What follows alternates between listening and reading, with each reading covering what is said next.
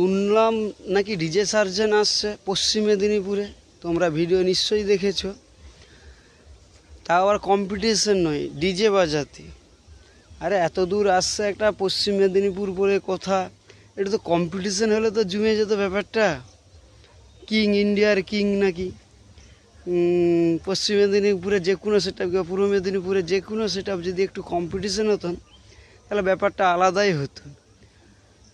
DJ surgeon আসছে ইংরাজি 6 তারিখ থেকে 8 তারিখ পর্যন্ত, নাড়াজোল পশ্চিম মেদিনীপুরে।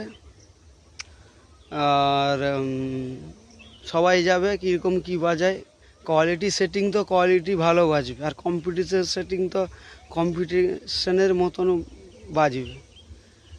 মোটামুটি সবাই যাবে, সবাইকে বলছি। কম্পিটিশন হলে একটু ভালো হতো না আর কি।